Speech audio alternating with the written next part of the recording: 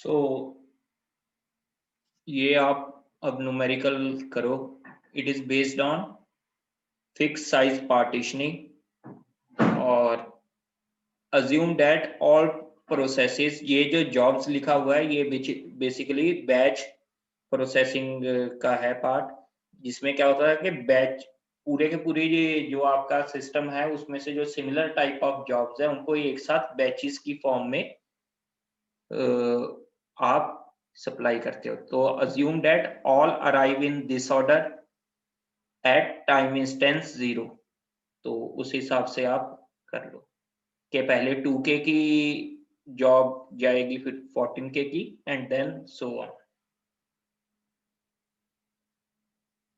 Next 2-3 minutes में इसका आपने क्या फाइंड आउट करना है? When will the 20K job complete? So in next 2 minutes try to solve this numerical.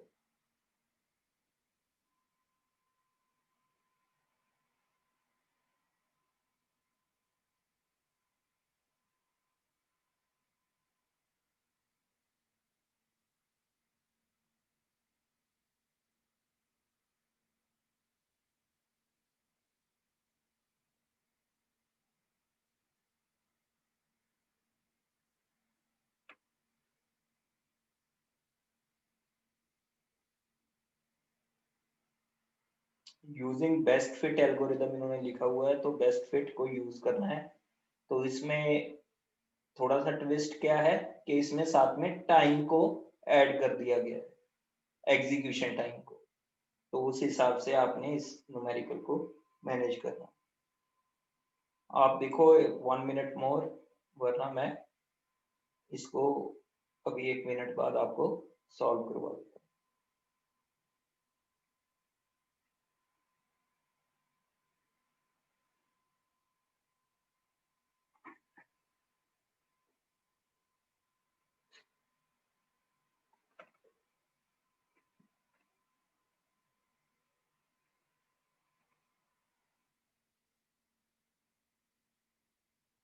Yes, एक इम्पॉर्टेंट इंस्ट्रक्शन है क्यूज में, क्यूज के लिए जो आपका संडे को होगा, कि आपके पास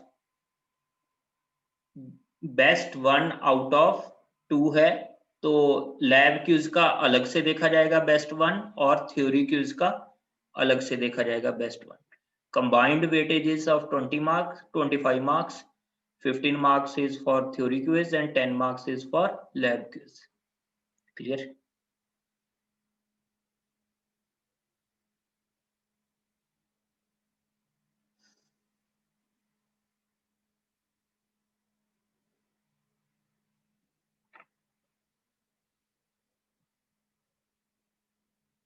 सिलेबस तो बताया तो हुआ है, उससे डॉक्यूमेंट में भी बताया हुआ है आपको, डेडलॉक्स तक है. और लैब सिलेबस सुमिता दास का, हाँ, जो उन्होंने, यस, 10 मार्क्स में 7 क्वेश्चंस होंगे फॉर लैब. क्लियर?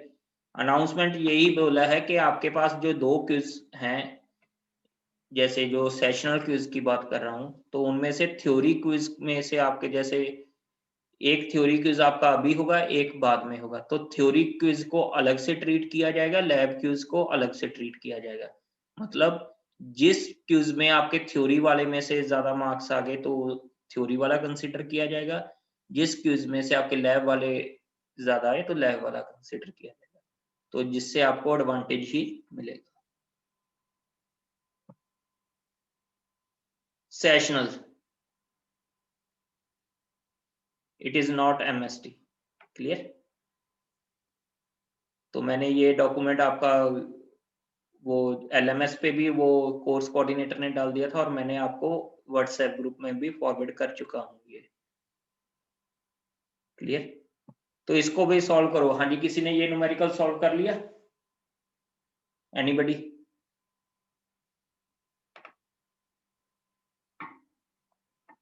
चलो इसको सॉल्व करते हैं.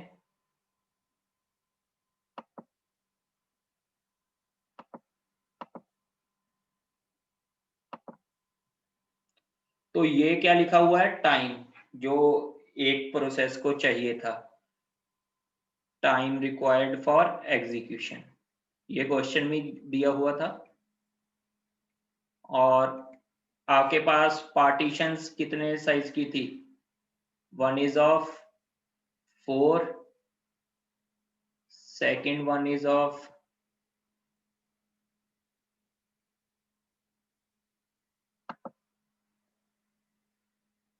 4, 8, 22, 4, 8 and 20 and 2.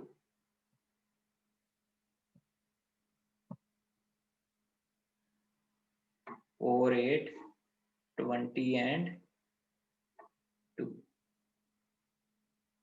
क्लियर? तो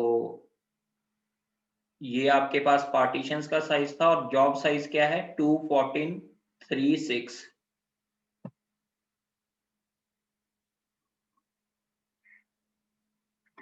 टू 14, 3, 6,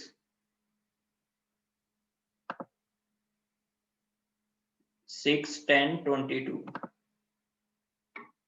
6, 10, 22, सॉरी।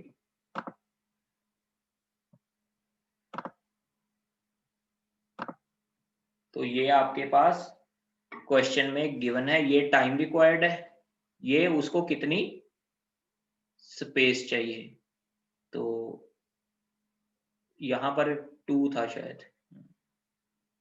ठीक है, तो आपने यूजिंग बेस्ट फिट यूज करना है। तो स्ट्रेटेजी क्या होगी आपकी, अगर मैं यहां पर टेबल में लिख लूं, तो P1 कौन से होल में जाएगा सबसे पहले? बेस्ट फिट है, 2 इसका साइज था, तो यहाँ पर ये P1 फिट हो जाएगा। तो ये यहाँ पर कितने टाइम के लिए चलेगा? और 0 से लेके 4 तक आपका P1 इस ब्लॉक में रहेगा। क्लियर? नेक्स्ट है आपका P2, इसको साइज कितना है इसका? 14, तो ये कहाँ फिट होगा? इस वाले ब्लॉक में। ठीक है, जैसे मैं इसको कह दिया P1 यहाँ हो गया, P2 यहाँ फिट होगा। तो जैसे ये फिट हुआ, तो ये क्योंकि फिक्स साइज पार्टीशनिंग है और किसी के लिए तो आप यूज नहीं कर सकते, तो यहाँ पर क्या आएगा? इसका टाइम, सभी टाइम 0 पे आए थे, 0 से लेके 10 तक इसने 20K वाली ब्लॉक को ऑक्यूपाई रखना है। क्लियर? क्वेश्चन में क्या है आपके पास कि 20K वाली जॉब कब कंप्लीट होगी? तो P3 इसको टाइम कितना रिक्वायर्ड है? 2 और मेमोरी 3, तो ये यहां पर 0 से 2 तक रहेगा। P4 टाइम कितना रिक्वायर्ड है? 1 और मेमोरी यूनिट्स 6, तो P4 0 से 1 तक यहां पर रहेगा। Eight time unit 1 P4 execute हो गया। ठीक है, तो अब P5 आया, इसको टाइम कितना रिक्वायर्ड है? 4 मेमोरी से, तो ये फ्रॉम 1 to 7, सॉरी 1 to 5 आपके पास P5 पे रह सकता है। क्लियर? Next P6 10। अब यहां पर और कौन सा process occupied? P3 at time unit 2 ये वेकेंट कर देगा, लेकिन P3 को कितना चाहिए? 10 यूनिट्स ऑफ मेमोरी, तो P6 यहां पर आप नहीं कर सकते, तो 10 यूनिट्स इसको चाहिए, लेकिन आप इसको यहां पर नहीं कर सकते, तो फिर आप वेट करोगे कोई और ब्लॉक के एम्प्टी होने की। तो और कौन सा ब्लॉक एम्प्टी कर सकते हो आप? एट टाइम यूनिट 4 आपका P1 भी एम्प्टी हो जाएगा क्या? लेकिन यहां पर भी आप प्लेस कर सकते हो? नहीं। एट टाइम यूनिट अब आपके पास यहां पर 20 आ गया, तो इसको भी आप प्लेस नहीं, ये 20 वाला कब खत्म होगा? P2 एट टाइम यूनिट 10, तो जैसे ही एट टाइम यूनिट 10 आपने यहां से इसको एम्प्टी किया तो आपके पास P6 जॉब आप प्लेस कर सकते हो। तो ये कब हुई? Eight time unit 10। 10 से 11 तक आपका कौन सा चलेगा? P6। तो P7 कहां से कहां तक चलेगा? P7 आपका कहां से कहां तक चलेगा? P7 आपका एट टाइम यूनिट 11 ये एम्प्टी हो जाएगा, तो 11 से 19 आपका P7 एग्जीक्यूट करेगा, क्योंकि P6 eight time unit 11 empty हो गया, कर दिया इसने, तो 11 से 19, तो 20K वाली जॉब कब एग्जीक्यूट होगी? Eight time unit 19। क्लियर है ये? Any doubt? सब डाउट पूछो किसी को है।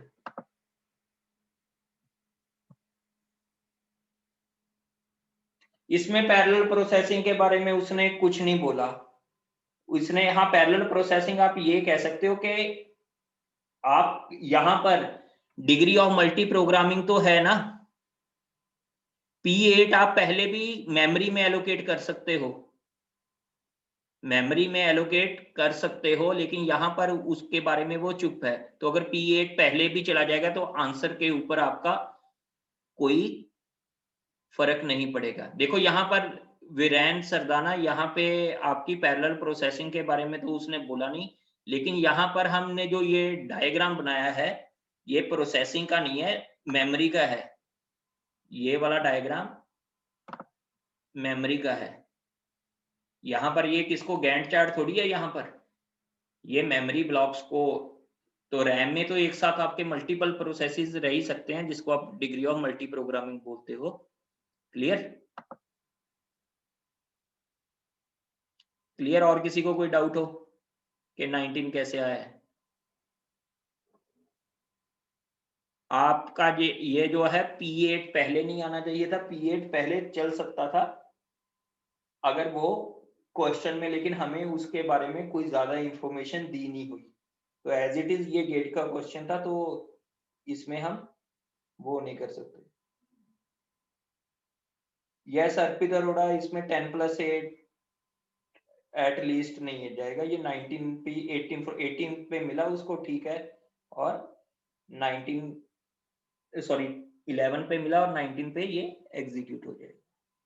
क्लियर है ये? तो अब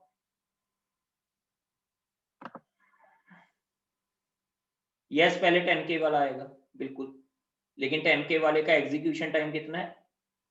1 यूनिट, तो 10 से 11 जाएगा, ठीक है। सो अब जो नेक्स्ट टॉपिक है वो हमारा इस चैप्टर का सबसे इंपॉर्टेंट टॉपिक है।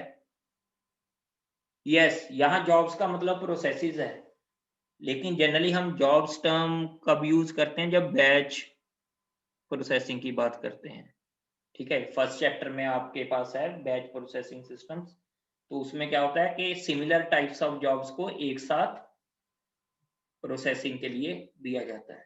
क्लियर? तो नेक्स्ट है अब आपके पास मोस्ट इंपॉर्टेंट टॉपिक इस चैप्टर का, डेट इज पेजिंग। तो डेट इज पेजिंग, तो हम उसको अब पेजिंग वाले को देखेंगे, ठीक है। ये सेगमेंटेशन बाद में करेंगे, क्योंकि इसको समझने के लिए पेजिंग का मेरे हिसाब से आना ज्यादा जरूरी है।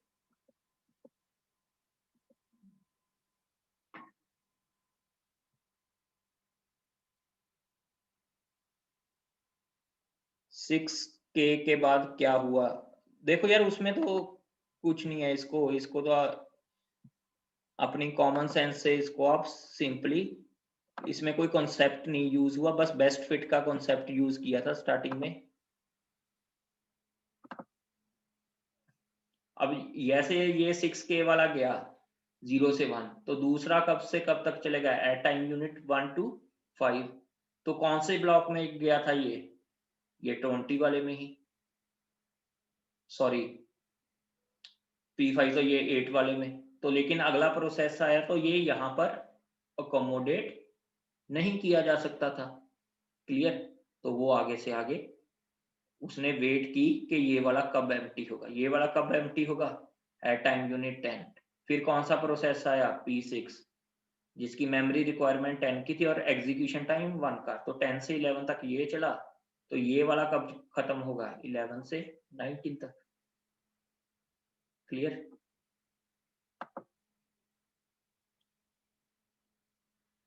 यस, अराइवल टाइम हमने क्वेश्चन में दिया नहीं हुआ था, लेकिन हमने इसको बैच प्रोसेसिंग सिस्टम का ही समझा, तो इसको सभी को 0 ही अज्यूम किया।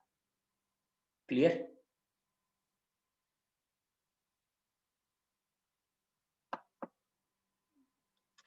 अब देखो नीड ऑफ पेजिंग क्या है। सबसे पहले इतनी बड़ी टर्म्स को हम बाद में देखेंगे। नीड ऑफ पेजिंग क्या है? पेजिंग का मेन एम है, एम्स टू अवॉइड एक्सटर्नल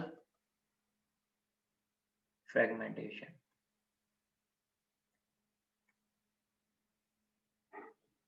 ठीक है, एक्सटर्नल फ्रेगमेंटेशन क्या है, दोबारा से देख लो कि आपके पास यहाँ पर 4K स्पेस है, यहाँ पर 4K स्पेस है, और एक ये ऑक्यूपाइड है, तो आपके पास एक 5K जिसको मेमोरी रिक्वायरमेंट है वो प्रोसेस आया, तो लेकिन आप रैम में अकोमोडेट नहीं कर पाए। क्यों? क्योंकि कंटिग्यूअस स्पेस नहीं है। तो अब हम इस प्रॉब्लम को सॉल्व करने के लिए एक्सटर्नल फ्रेगमेंटेशन को हमने एक टेक्निक अपनाई जो काफी हद तक एक्सटर्नल फ्रेगमेंटेशन को रिमूव कर देगी, that is called paging. Paging क्या है? Non contiguous memory allocation scheme है, non contiguous memory allocation scheme है, और ये फिक्स्ड पार्टीशनिंग के ऊपर बेस्ड है। Fixed partitioning non contiguous memory allocation scheme है ये। क्लियर? तो इस बात को अभी हम याद रखेंगे। ये जो सारे इन्होंने पॉइंट्स दिए हैं ये आपको अभी शायद समझ में ना आए, लेकिन जैसे जैसे हम आगे जाएंगे तो आपको ये इजीली अंडरस्टूड हो पाएंगे। क्लियर? तो आप इनको अभी के लिए यहां तक, ये पॉइंट्स को आप बाद में करना जब हम आगे इसको पढ़ेंगे। अब इसमें होगा क्या,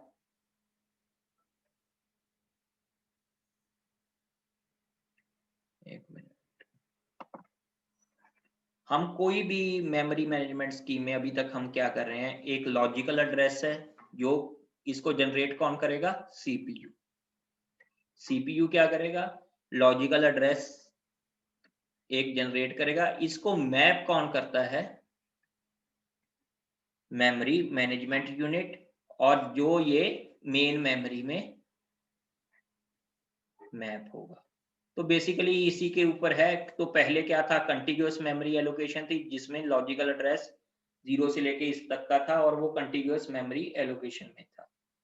और यहाँ पर आपको इकट्ठा, अगर ये P1 प्रोसेस,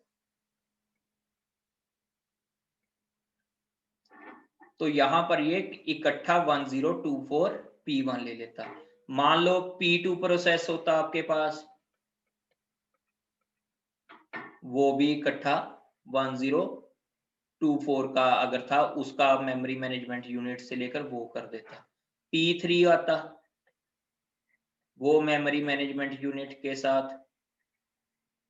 ठीक है, अब 1024 का है, और यहां पर जो स्पेस है मान लो वो अब रिमेनिंग है 1000। तो क्या होता, P3 को आप यहां पर प्लेस नहीं कर पाते, क्योंकि MM stands for main memory, that is RAM. ठीक है, तो अब हमने इसी प्रॉब्लम को, इसको क्या, इस प्रॉब्लम को क्या बोलते हैं, एक्सटर्नल फ्रेगमेंटेशन। इसी प्रॉब्लम को दूर करने के लिए पेजिंग की टेक्निक है। अब ध्यान से सुनना इसको, पेजिंग में होगा क्या, फिर हम जो बुक में ये डायग्राम दी हुई है इसका क्या मतलब है वो बाद में देखेंगे। ठीक है, इन्होंने देखो ये जो डायग्राम, ये क्या है, बाइनरी एड्रेसेस के साथ रिप्रेजेंट किया हुआ है, लेकिन इन सबको अभी हम बाद में देखेंगे। सबसे पहले इसको नोट करो कि आपके पास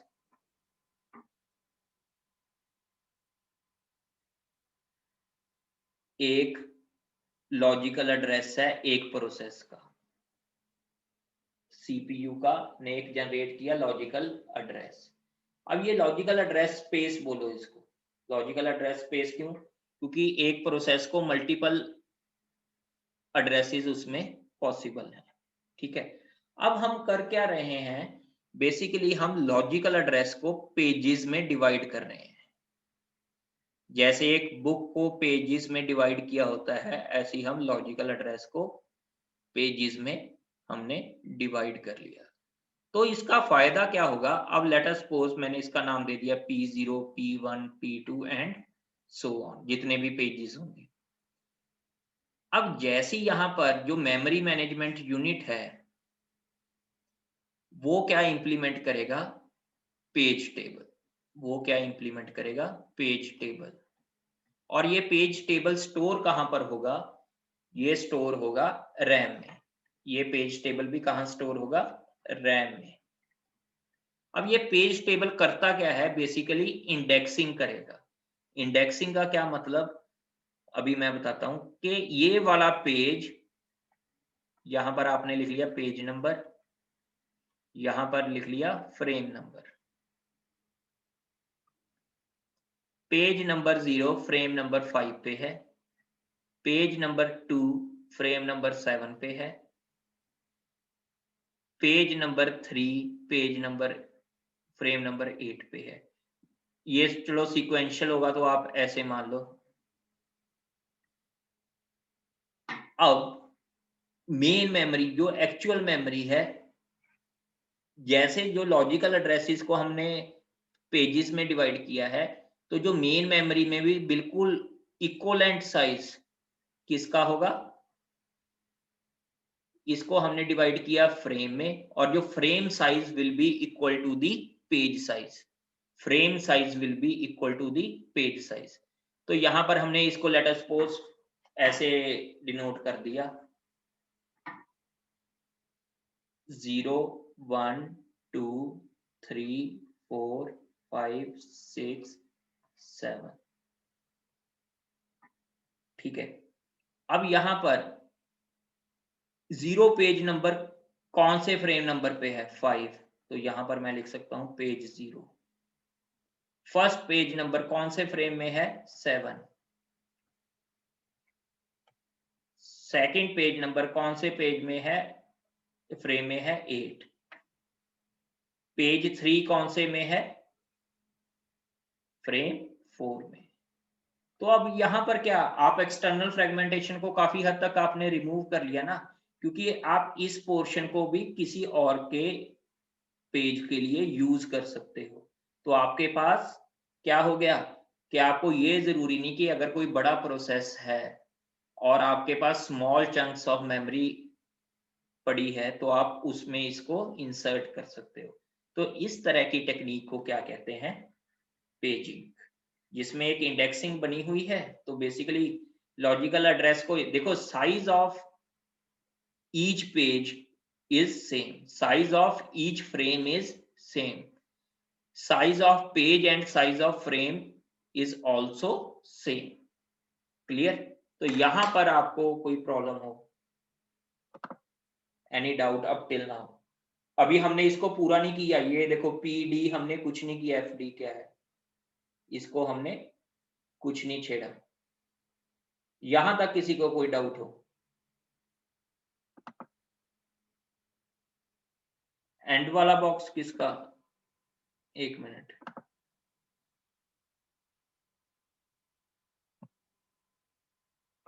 कौन सा एंड वाला? ये तो देखो पेजिंग का है। ठीक है, पेज 2 कौन से फ्रेम नंबर पे पड़ा था? 8 पे। ये भी आगे सो ऑन चलेगी ना, मेमोरी तो सिर्फ एक प्रोसेस के लिए नहीं होती। और एक इंपॉर्टेंट बात, हर प्रोसेस के लिए एक अलग पेज टेबल होगा। Every process will have separate page table. Yes, इसमें अभी तक किसी को कोई डाउट हो?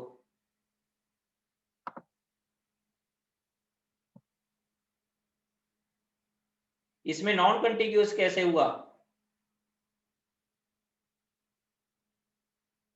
नहीं नहीं नहीं नहीं नहीं, देखो जो लॉजिकल एड्रेस है वो कौन जनरेट करेगा? सीपीयू। ठीक है, सीपीयू ने पहले से सोच रखा है कि इस पोजीशन वाले के लिए मैं यहां से मेरे लिए लॉजिकल एड्रेस है। लॉजिकल एड्रेस का मतलब क्या है? जो आपको लोड टाइम और कंपाइल टाइम पे आपने कुछ डिसाइड किया होता है आपके सिस्टम ने, उसको हम लॉजिकल एड्रेस कहते हैं। ऐसे नहीं कि, क्योंकि उसको सीधा सीपीयू जनरेट करता है। ठीक है, सीपीयू यूज करेगा उसको। क्लियर? लेट अस सपोज मैंने बोल दिया कि लॉजिकल एड्रेस किसी प्रोसेस का 500 से 2000 है, तो वो तो वर्चुअल एड्रेस है ना, वो तो सीपीयू के लिए है। यस, सेम साइज का होना जरूरी है, वरना तो प्रॉब्लम रहेगी ना आपके प्रोसेसर को उसको हैंडल करने के लिए। और even size of frame is equal to size of page. Clear? लेकिन अभी हमने इसके ऊपर ज्यादा किया नहीं है। तो यहां तक किसी को कोई डाउट हो? अभी देखो धीरे धीरे जाए करेंगे इसको, आपको और क्लियर हो जाएगा। तो अब बात आती है कि अभी तक देखो हमने किया क्या है इसमें।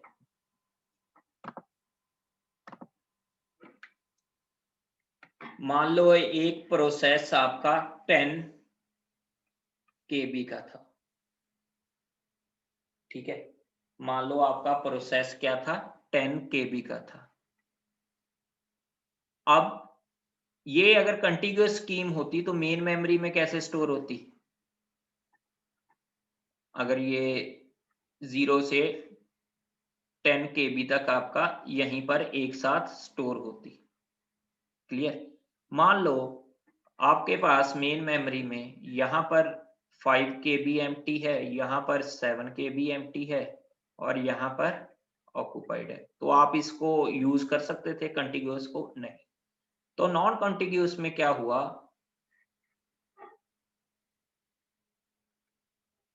सपोज करो, चलो ये मैं 16 KB का मैंने लिख लिया और इसको मैंने बना दिया। ये 16 KB का क्यों लिखा है मैं अभी बताऊंगा। यहाँ पर मेरे पास 10 KB है। ठीक है, तो ये 16 KB का प्रोसेस नहीं है। अब ये जो प्रोसेस 16 KB का था उसको मैंने 2 KB 2 KB के पेजेस में डिवाइड कर दिया।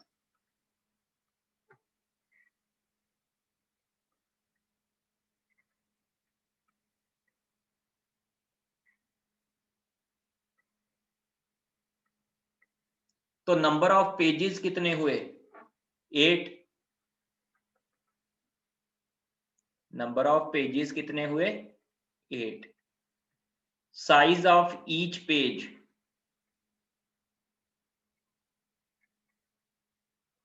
ये कितना हुआ? 2 KB। Clear?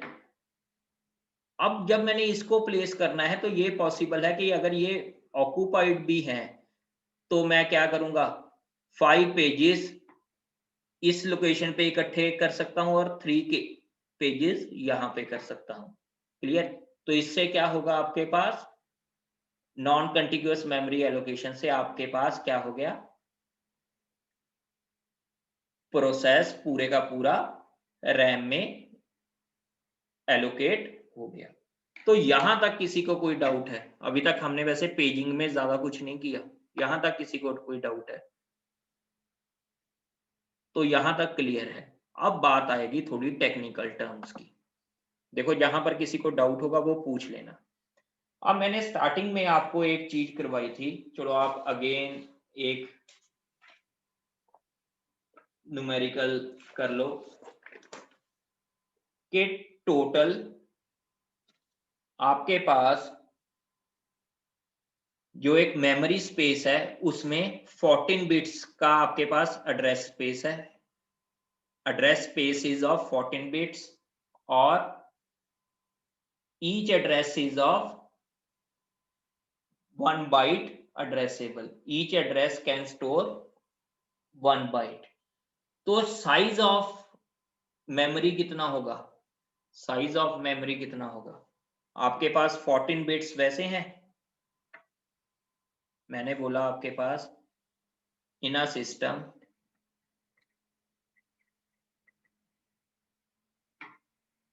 we have 14-bit address space और मेरे पास each address can store 1 byte of memory, या आप ये लिख सकते हो मेमोरी इज 1 byte addressable। तो टोटल मेमोरी साइज कितना होगा? that will be 2 raised to power 14 into 1 byte, clear? तो that will be 16 किलोबाइट। यहां तक ये तो हमने 2-3 बार ऐसा करके देख लिया है। यहां तक किसी को कोई डाउट हो इस वाले में? Any doubt? No doubt. तो अब इस बात को ध्यान में रखना। अब यहां पर स्लाइड में एक चीज लिखी थी, साइज इज पावर ऑफ 2, ठीक है? अब ये चीजें क्या हैं हम उसकी बात करेंगे अब थोड़ा सा। अब ये है कि जो मेरे पास जो नंबर ऑफ पेजेस हैं, जो पेज की हमने डिवीजन करनी है, जो हमारे पास नंबर ऑफ पेजेस हैं, that should be power of 2। और हर जो पेज का आपके पास उसमें डी का भी होगा, that should be power of 2। तो उसका मतलब क्या है, मैं आपको इसका एडवांटेज क्या मिलेगा कि रेस टू पावर 2 के उसमें होंगे तो आपके पास क्या होगा, कैलकुलेशंस इजी बन जाएंगी। कैसे इजी बनेंगी वो मैं अभी एक्सप्लेन करता हूं, एक एग्जांपल के साथ भी करेंगे, तो थोड़ा सा ध्यान से सुनना है इसको। आपके पास मैंने बोला कि जो आपके पास सीपीयू है, इसने एड्रेस को P और D में डिवाइड कर लिया। अब यहां पर P क्या डोनेट करता है और D क्या डोनेट करता है, ध्यान से सुनना है इस बात को। मैंने बोला था कि जो पिछली एग्जांपल थी कि total number of pages is equal to 8, total number of pages is equal to 8। तो अब total number of pages is equal to 8 है और मेमोरी साइज क्या था आपके पास, या प्रोसेस साइज क्या था, 16 KB का, ठीक है? मतलब 16 KB का है और आपके पास मेमोरी है, memory is of 1 byte addressable। क्या इसको देखकर अगर process size is of 16 KB, तो लॉजिकल एड्रेस स्पेस इस प्रोसेस के लिए कितने बिट का होगा, कोई बता सकता है? लॉजिकल, अगर मेरे पास process size is of 16 KB, तो लॉजिकल एड्रेस स्पेस कम से कम हमें कितने बिट एड्रेसेबल होगा इसका, अगर 1 बाइट एड्रेसेबल है? एनीबडी?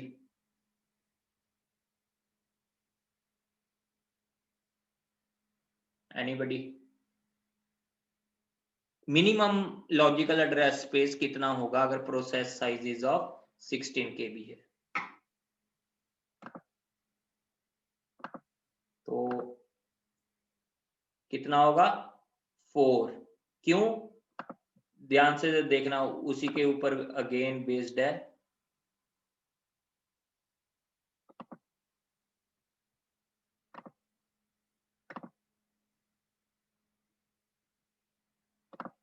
फोर क्यों होगा भाई? अगर मैं बोलूं कि 16 KB की टोटल मेमोरी स्पेस है, तो कितनी लोकेशंस होंगी, number of addresses divide by 1 byte. ठीक है, क्योंकि 1 बाइट एड्रेसेबल है, तो total number of addresses will be 16K। अब 16K एड्रेसेस को मैं कितने बिट से रिप्रेजेंट कर सकता हूं? लॉग ले गयो इसका, या इसको आप सिंपली कह सकते हो कितने बिट के साथ आप कर सकते हो? 2 raise to power 4 into 2 raise to power 10। Clear? Kilo stands for 2 raise to power 10, 16 stands for, तो यहां पर कितने बिट एड्रेसेबल है? 14 बिट एड्रेसेबल हुआ। क्लियर है या नहीं?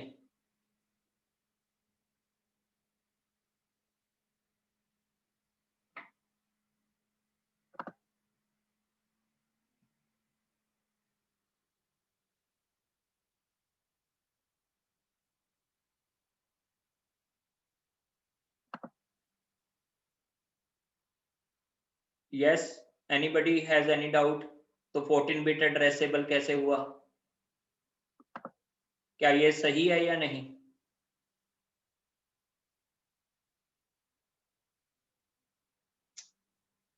सभी को क्लियर है या नहीं? If you have any doubt आप पूछो, इसमें मुझे पता है डाउट होगा।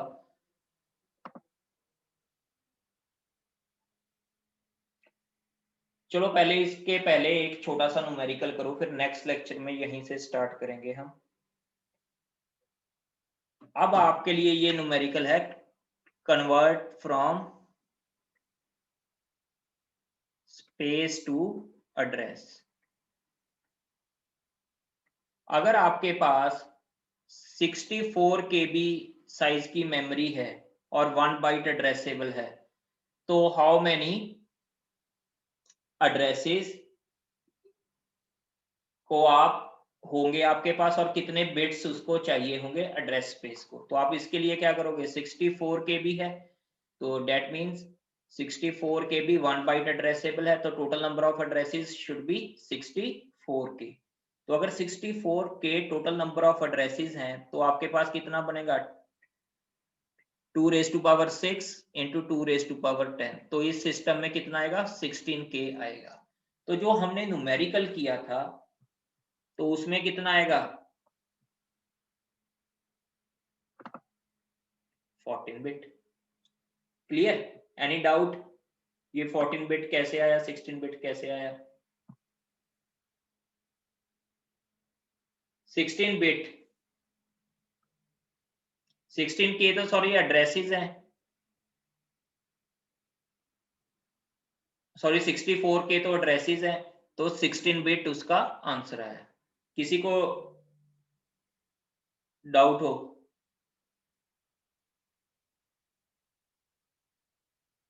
फोर यार मेरे से रनिंग में बोला गया होगा, क्योंकि किसी ने 4 भी आंसर लिखा था।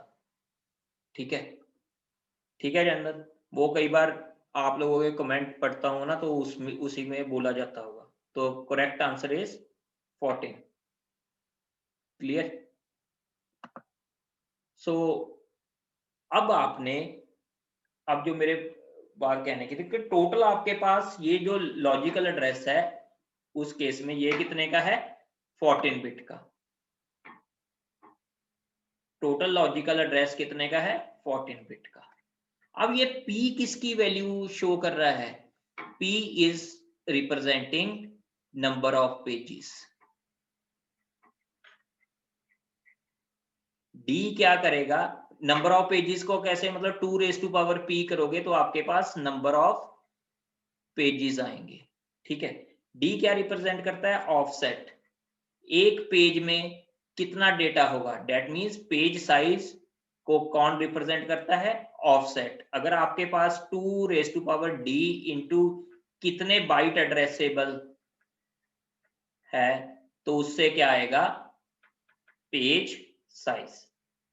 ठीक है, तो अभी हम, अगर किसी को ये चीजें समझ में नहीं आई तो नेक्स्ट लेक्चर जरूर लगाना, उसमें आपको ये क्लियर हो जाएंगी।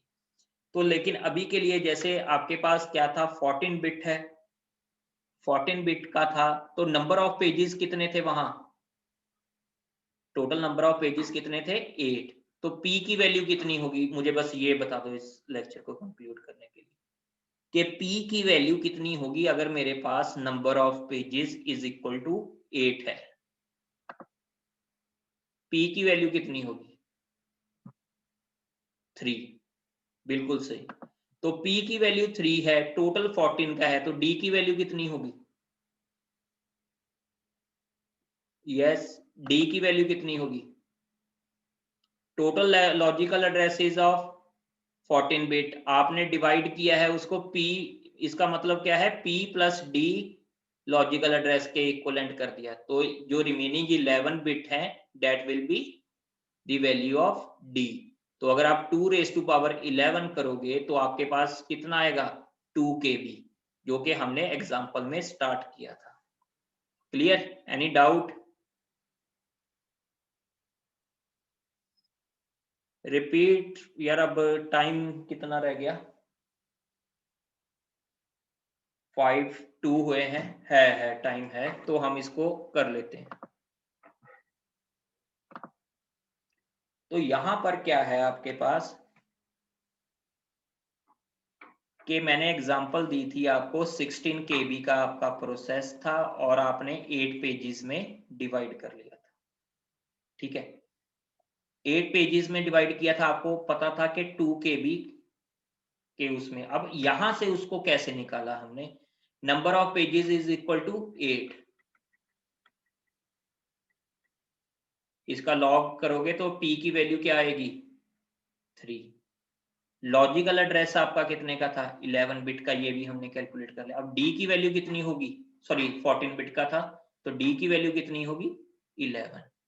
अब अगर D की वैल्यू 11 है तो ये मैंने लिखा था कि ये पेज साइज को डिनोट करती है, वो ऐसा क्यों लिखा, अगर D की वैल्यू 11 है 2 रेज टू पावर 11 कितना आएगा 2 raise to power 1 into 2 raise to power 10, that means 2 kilo. हर एक लोकेशन कितने साइज की है 1 बाइट की, that means 2 kilobyte is the size of page. Clear? Yes, anybody has any problem? ठीक है, तो 2 किलोबाइट उसका है। अब नेक्स्ट लेक्चर में हम ये स्टार्ट देखेंगे कि 2 किलोबाइट को हमने फिजिकल एड्रेस में कैसे लिया। क्लियर? फिर उसके बाद हम न्यूमेरिकल्स करेंगे।